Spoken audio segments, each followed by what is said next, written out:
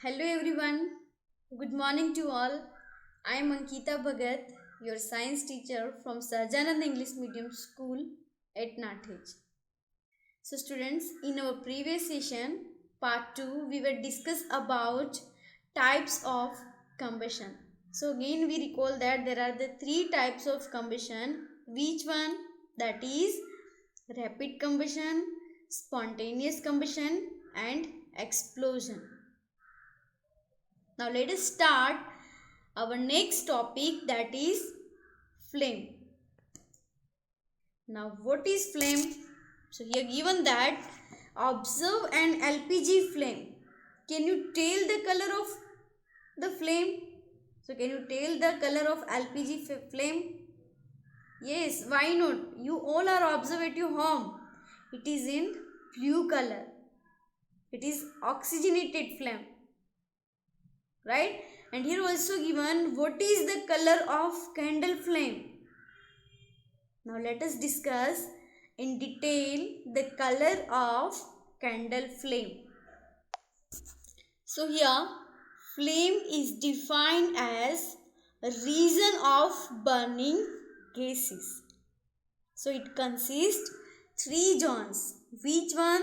That is dark inner zone, middle zone and outer zone. Now let us discuss. You can see in the figure the first one is dark inner zone. So the dark inner zone, it means it is the unburnt wax vapor which is in black color. You can see in the figure here the dark inner zone. It is the unburnt wax vapor which is in black color. Now the middle zone, that is the partial combustion and the color of that is yellow. Right? Here the color is yellow in the middle zone, where the outer zone is the complete combustion and the color is blue. Got it? So these are the three zones of the candle flame, that is dark inner zone, middle zone and outer zone.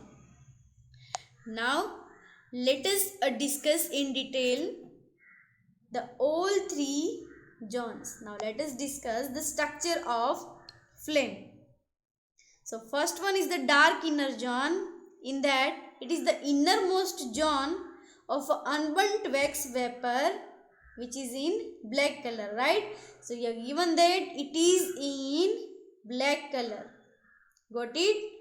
It is in black color. It is innermost close to wick. Here it is the innermost close to wick. So here suppose it is a candle and the white thread in the candle is called wick, right? Got it? So it is the innermost close to wick. It conceals the unburnt vapor waxes because it is closer to the candle, that's why it consists the unburnt vapor of wax and it is no combustion zone. It is a no combustion zone, right? Now the next zone, that is middle zone. Here middle zone, you can see in the figure the yellow color is a middle zone. So middle zone is the luminous zone, right? And the zone of incomplete combustion, it is the partial combustion. In that there are the no complete combustion is there. This is the partial combustion and it is yellow in color. Got it? So this is the middle zone and the last we have, that is the outermost zone. You can see in the figure here the outermost zone is present. In that there are the complete combustion is takes place, right? So it is the result of what is it? It is the result of complete combustion. It is non-luminous zone and it is blue in color and faintly visible. So I think you clear about that. In middle zone there are the partial combustion, but in the outermost zone there are the complete combustion. Got it? So these are the structure of flame. Now again back to our topic. So now you know about the flame and the structure of flame. So now you are able to give the answer of which substances have a flame or which is not have a flame, right?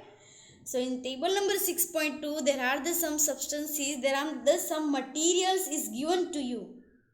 Now tell me the which substance has forms in a flame and which substance does not form a flame, right?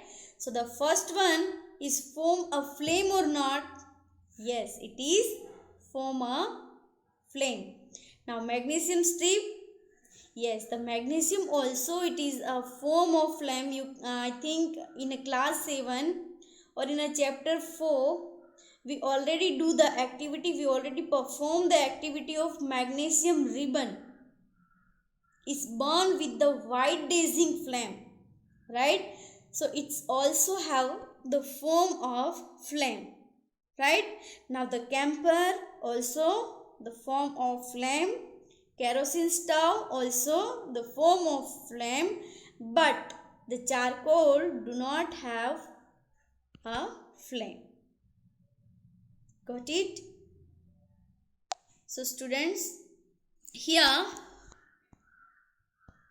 the structure of a flame. So the activity about the structure of candle's flame.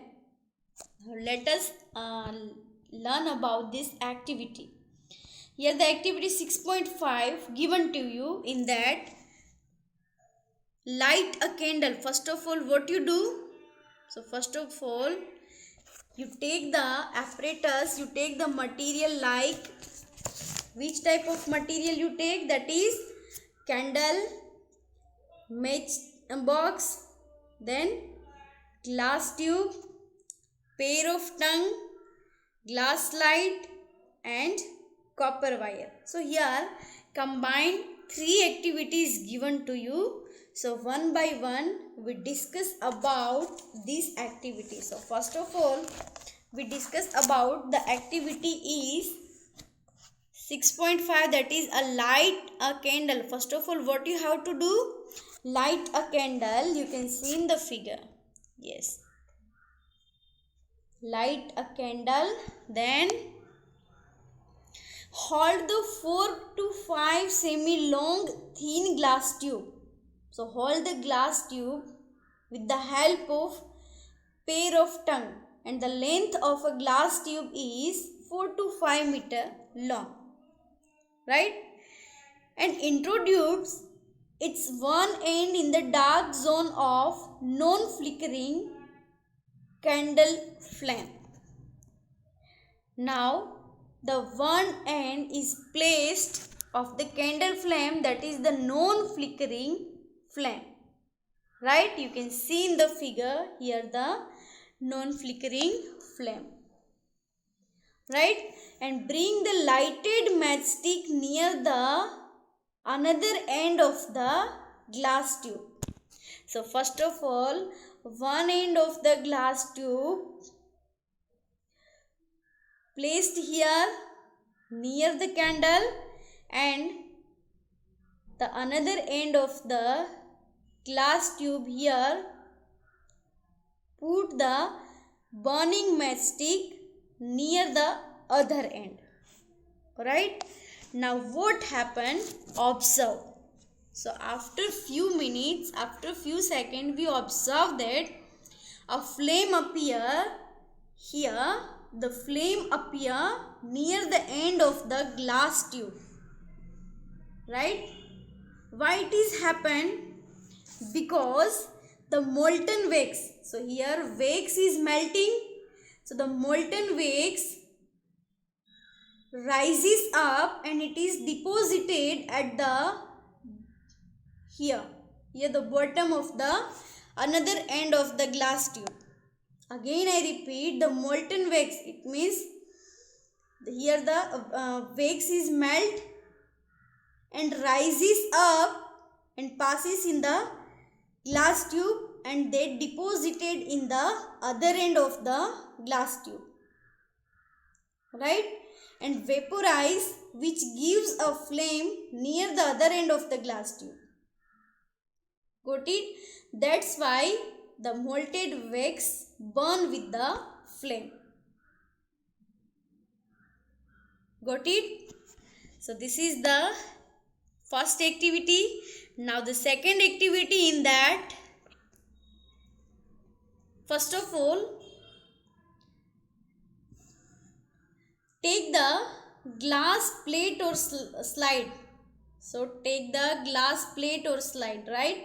Now when the candle is steady, when the flame of candle, suppose it is a candle, when the flame of candle is become steady, at that time the clean glass slide into the luminous zone of the flame. And you know very well which zone is the luminous zone in the candle flame? That is the middle zone, right? You can see in the figure here the middle zone. Middle zone is the luminous zone of the flame, right? And hold it with the pair of tongue. So hold the glass tube, hold the glass slide with the pair of tongue in the luminous zone of the candle flame, right? And after 10 seconds, observe what happened. So after 10 seconds, we observe that a circular blackish ring is formed on the glass plate.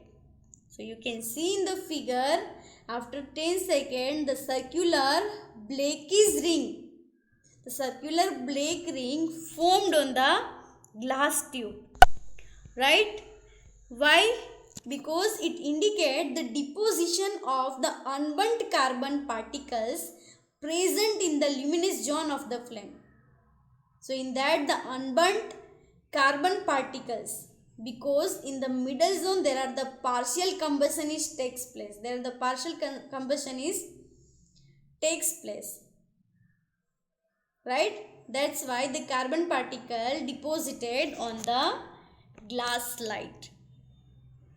It is the blackish ring formed on the glass side, right? Got it?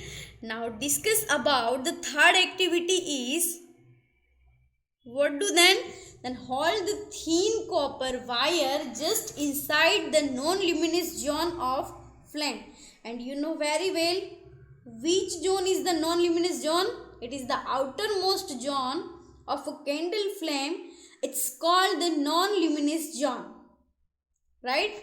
So here you can see in the figure, in the outermost zone, put the copper wire. Hold the copper wire with the pair of tongue, and it is the non-luminous zone, right? And hold the copper wire about 30 seconds. Now notice that the portion of copper wire just outside the flames gets red hot. So after few seconds you observe that the copper wire just outside the flame is become red hot. Got it? And the copper wire becomes red hot, that temperature of the outermost zone of flame is too high. Got it? So here one more important point is that the temperature of outermost zone is too high. Got it?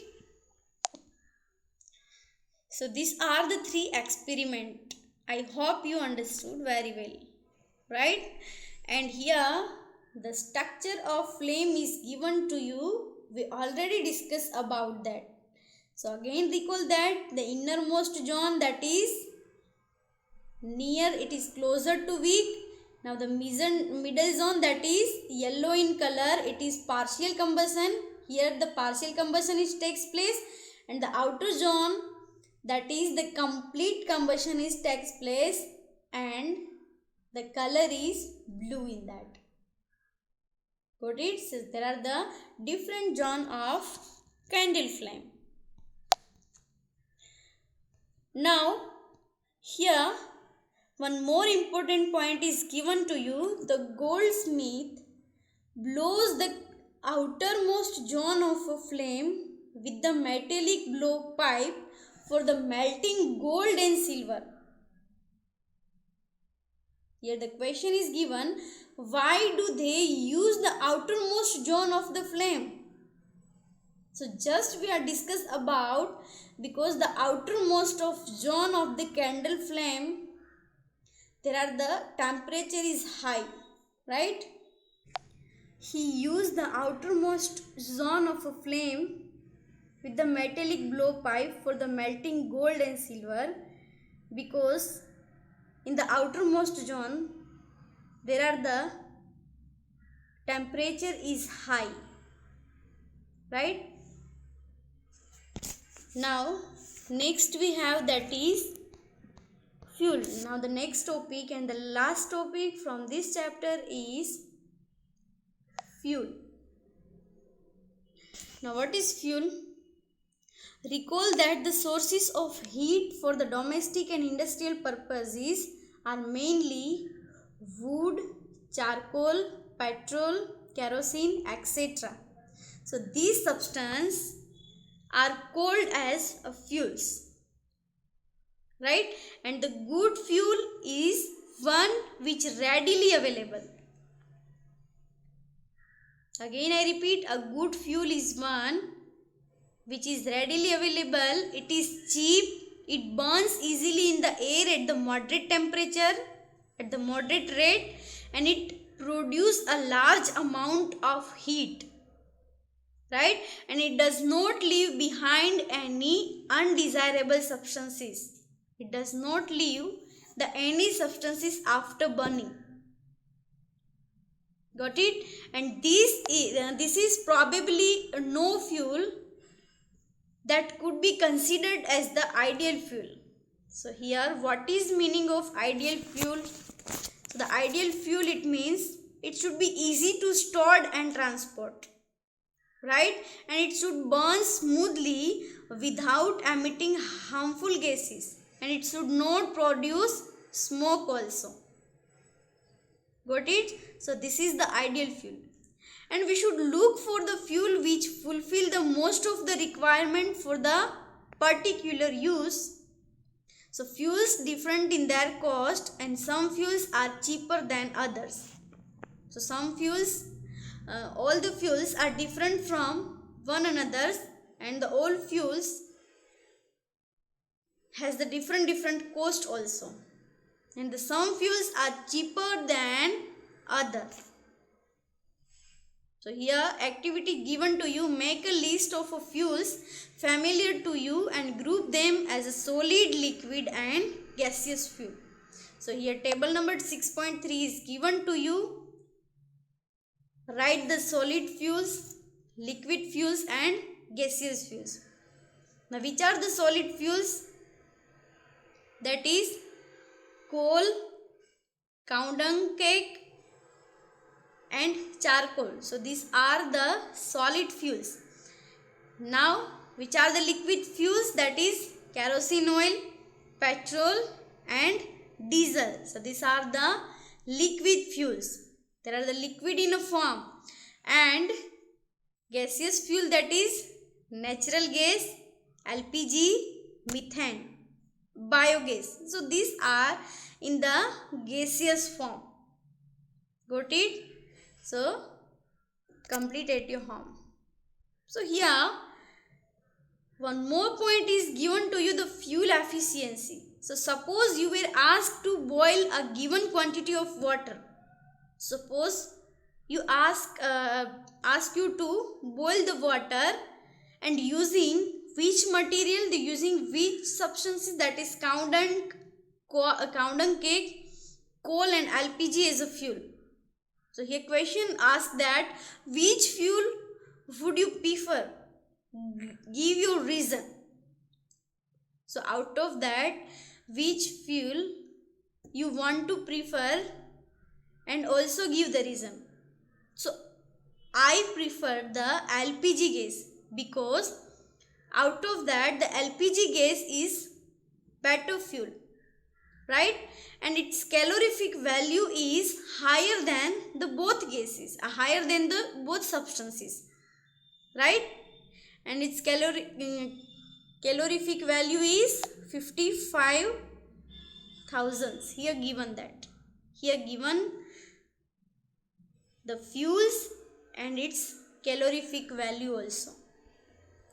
So first of all, let us discuss about the definition of calorific value. What is the definition of calorific value? Here the definition given: the amount of heat energy produced on complete combustion of 1 kg of fuel is called its calorific value. And the calorific value of a fuel is expressed in unit kilojoule per kilogram, right?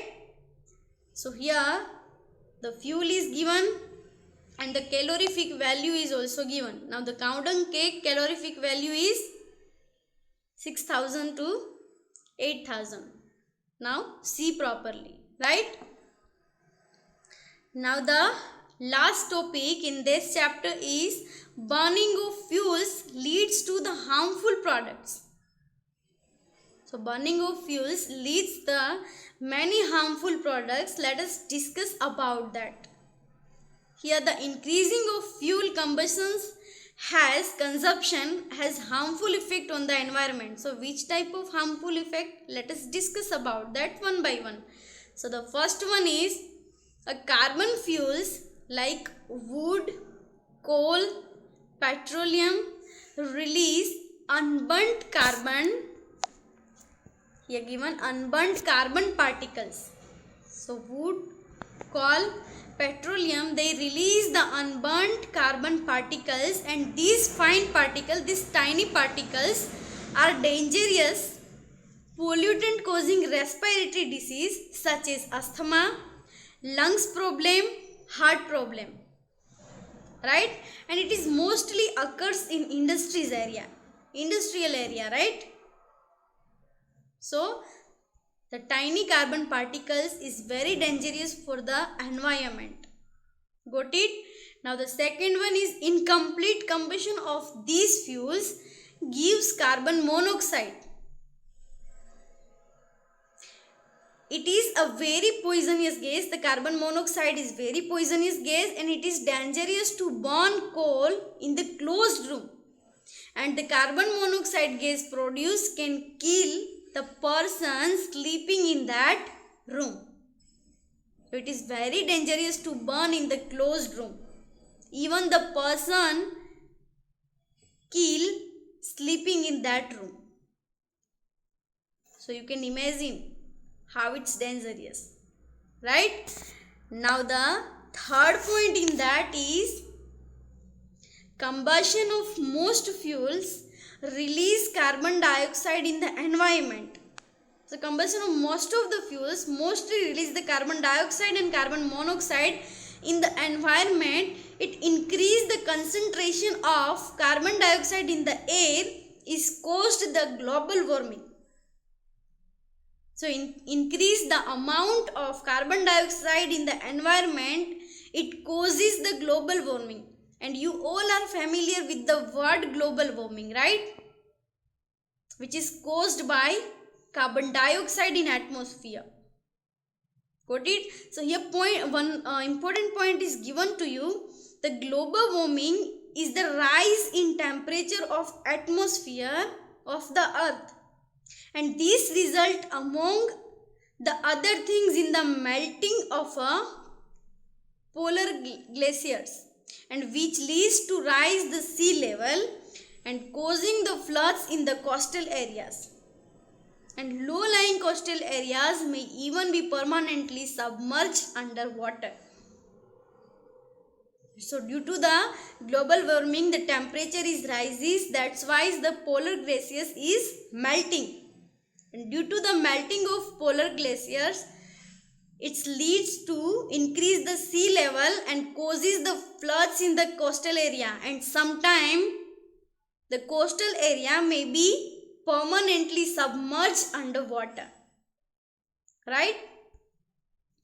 Now the fourth point is that burning of coal and diesel. The burning of coal and diesel engine releases the sulfur dioxide, and the sulfur dioxide is symbolized with SO2. Right? And it is an extremely suffocating and corrosive gas. It's a very irritating gas. And moreover, the petrol engine gives off gaseous oxide of nitrogen. It gives the gaseous oxide of nitrogen. So the oxide of sulfur, diesel engine release sulfur oxide. So the oxide of sulfur and oxide of nitrogen dissolve in rainwater and form the acid rain. And such rain is called acid rain. Right? And it is very harmful for crops, buildings and soil. Got it? And due to the acid rain, the outermost surface of the Taj Mahal was damaged or dull. Got it? And the use of diesel and petrol as a fuel in automobile is being replaced by the CNG and CNG nowadays, because CNG produce the harmful product in very small amount, and CNG is the cleaner fuels. Got it? So students, our chapter is over here. I hope you all are understood very well. Now next video we will upload in next session. Thank you. Have a nice day.